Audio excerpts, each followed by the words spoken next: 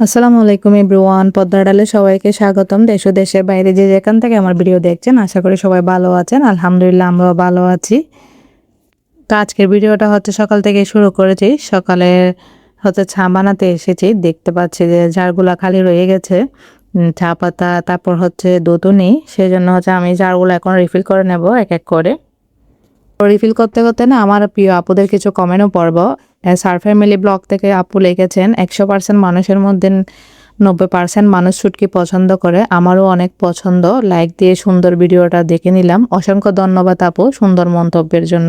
Asma lifestyle থেকে আপু লিখেছেন, আপু পরোটা বাজতে বাজতে আপুদের কমেন্ট আর ঘর পরিষ্কার, শুটকি আর ভেন্ডি ভাজি দারুণ, শুটকি হলে তো আর কিছুই লাগে না আপু। অসংখ্য অসংখ্য ধন্যবাদ আপু, সুন্দর করে মনোযোগ দিয়ে ভিডিও দেখে এবং কমেন্ট করেছেন তার জন্য।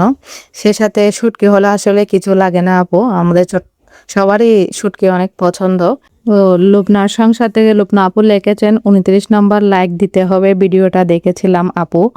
আপু আমি তোমার মতো করে পরোটা ভাজি আগে একটু সেকেন্ড, তারপর তেল দিই, বিছানা গুছিয়ে আবার ফার্নিচারগুলো খুব সুন্দর করে মুছে নিলে ভেন্ডি ভাজি শুটকি বোনা দারুণ হয়েছে। ধন্যবাদ আপু, অনেক সুন্দর করে অনেক বড় করে একটা কমেন্ট করেছেন। আসলে আমি আপনার মতো এত সুন্দর করে কমেন্ট লিখতে পারি না। অনেক সুন্দর করে কমেন্ট করেছেন, তার জন্য ধন্যবাদ।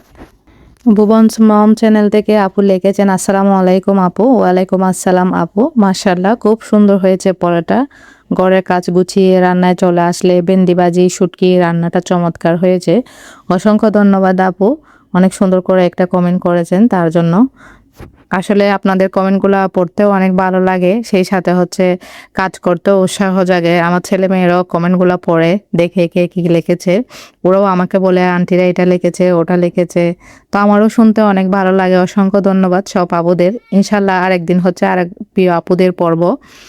তো কথা বলতে বলো না, আমি চিনি ডানো চা পাতা সেই সাথে তেলের জার সবগুলো রিফিল করে নিয়েছি। ভিডিও সম্পর্কে আসলে কিছু বলি নাই, কারণ আপুদের কমেন্টগুলো পড়তেছিলাম। তো এদিকে মরিচের গুঁড়া হলুদের গুঁড়া ওগুলো শেষ হয়ে গেছিল। তো আমি ওগুলোও নিয়ে নিচ্ছি, কারণ চা বানাতে বানাতে সময়ও আছে, তার কারণে এদিকে সবগুলো রেডি করে নিচ্ছি।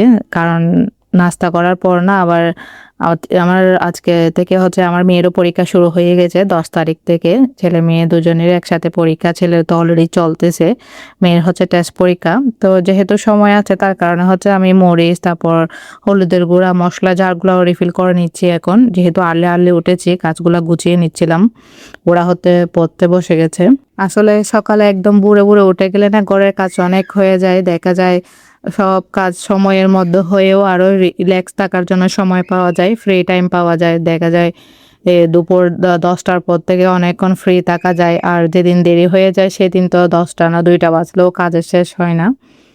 তো আমরা গৃহিণীরা তো চেষ্টা করি সময়ের মধ্যে সব কাজ সেরে ফেলতে, যেহেতু আমাদের অনেক কাজ থাকে। একজন মায়ের কিন্তু অনেক দায়িত্ব থাকে পরিবারের। সংসার মানে শুধু একসাথে থাকা না, সংসার মানে একে অপরকে বোঝা। অনেক কিছু না থাকলেও চলে, কিন্তু যদি থাকে ভালোবাসা, ত্যাগ আর একে অপরের পাশে থাকার মানসিকতা, তাহলে একটা ছোট্ট সংসার হয়ে ওঠে পৃথিবীর সবচেয়ে সুখের জায়গা। আমার কাছে এটাই মনে হয়, জানি না আপু আপনাদের কাছে কি মনে হয়, অবশ্যই কমেন্টে জানাবেন। তো কথা বলতে বলতে আমি হলুদ গুঁড়া মশলা সবগুলা রিফিল করে নিয়েছি। এরই ফাঁকে আমি সকালের নাস্তাটাও করে নিয়েছি। এটা আর ক্যামেরাতে আপনাদের সাথে শেয়ার করে নেই, কারণ অফ ক্যামেরায় নাস্তাটা করে ফেলেছিলাম বাচ্চাদেরকে নিয়ে। তো মাছকে খাবার দিতে এসেছিলাম নাস্তা করার পরে, দেখতেই পাচ্তেছি এটা 8:30টার পরের দিকে আমি চিড়াগুলা বেজে রেখেছিলাম। এটা প্রায় 8:30টার দিকে আমি চূড়াগুলা আগে সকালবেলা ধুয়ে পরিষ্কার করে পানিতে ভিজিয়ে রেখেছিলাম। কারণ পরীক্ষার হলে যাওয়ার আগে না আমি বাচ্চাদেরকে চিড়াটা দিই। সবাই মানে একসাথে অল্প অল্প করে খেয়ে নেয়, যা খায় আর কি 1 চামচ 2 চামচ। যাওয়ার আগে তেমন কিছু খেতে চায় না, তবুও আমি জোর জবরদস্তি এগুলা খাওয়াতে চেষ্টা করি। কারণ পরীক্ষা শেষ হতে হতে প্রায় 3 ঘন্টা চলে যায়, একটা বাসায় আস্তে আস্তে 1:30 2টা বেজে যায়। তো তার কারণে যে কোনো কিছু খাওয়াতে চেষ্টা করি, ওরা খেয়ে গেলে আমার মনটা শান্তি লাগে আর কি, এরকম। তো যেহেতু গরমও বেশি পড়তেছে, তো আমি বলতেছি চিড়া খেলে ভালো হবে। তো আমি এখন চিড়াটা মেখে নিচ্ছি কলা দিয়ে, তারপর কলা চিনি দুধ দিয়ে ভালো করে মেখে নিলে না বাচ্চারা খেতে পছন্দ করে। সবকিছু আমি মিক্স করে মেখে নেব ভালো করে। রেডি হয়ে গেছে চিরা, এখন হচ্ছে আমি বাচ্চাদেরকে দিয়ে দিব, তারপর আমিও অল্প করে খেয়ে নেব, একসাথে বের হয়ে যাব। আমি হচ্ছে 9টা 20-এ 10-এ এভাবে ঘর থেকে বের হয়ে বাচ্চাদেরকে নিয়ে সেন্টারের জন্য।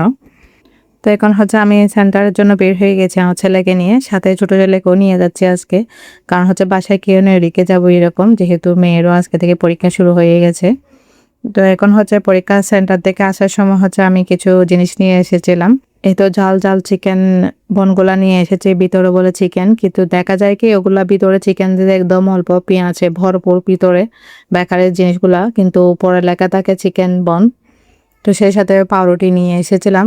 আমাদের ঘরে তো পাউরুটিটা হচ্ছে অনেক জনপ্রিয় সবার, মানে সকালে বিকালে দুপুরে দিলে বাচ্চারা পছন্দ করে, এটা ডিম দিয়ে দিল এমনি হলো, পাউরুটি খেতে পছন্দ করে বাচ্চারা। সেই সাথে কলা নিয়ে এসেছিলাম, যেহেতু একটু ক্ষুধা লাগলে কলাটা খেলে ক্ষুধাটা মিটে যায়, তো আমারও অনেক ভালো লাগে, ঝটপট খাওয়া যায় যেখান থেকে, কলা থাকলে হয়ে যায়, আর কিছু লাগে না। তো বাচ্চারাও পছন্দ করে, সেই জন্য কলাও নিয়ে এসেছি, আর হচ্ছে 2টা শসা নিয়ে এসেছি রান্না করার জন্য। আসলে বাইর হলে না ঘরে যেটা যেটা দরকার সেটা নিয়ে আসতে চেষ্টা করি, কারণ আবার বের হওয়াটা একটু কষ্টকর হয়ে যায়। তো ভিডিওর কোনো অংশ যদি ভালো লাগে একটা লাইক এবং সাবস্ক্রাইব করবেন, বেল বাটন অন করে রাখবেন, পরবর্তী ভিডিও দেওয়ার সাথে সাথে যেন নোটিফিকেশন পৌঁছে যায়। তো এখানে হচ্ছে দুপুরে রান্নার জন্য আমি হচ্ছে মাছ দিয়ে পরিষ্কার করে নিয়েছি, সে সাথে হচ্ছে নারী শাক রান্না করব ডাল দিয়ে। মাছের মধ্যে ডিম হয়েছে, এগুলো হচ্ছে আমি ধুয়ে নিয়েছি, কিন্তু রান্না করব না, জানি না কিরকম হয় খেতে। এখানে হচ্ছে আমি পেঁয়াজ টমেটো কষিয়ে নিয়েছি, মাছগুলো এখন দিয়ে হচ্ছে ভালো করে নেড়ে ছেড়ে দেব।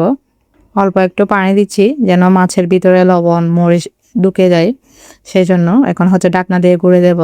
সবাই ভালো থাকবেন, সুস্থ থাকবেন, আল্লাহ হাফেজ।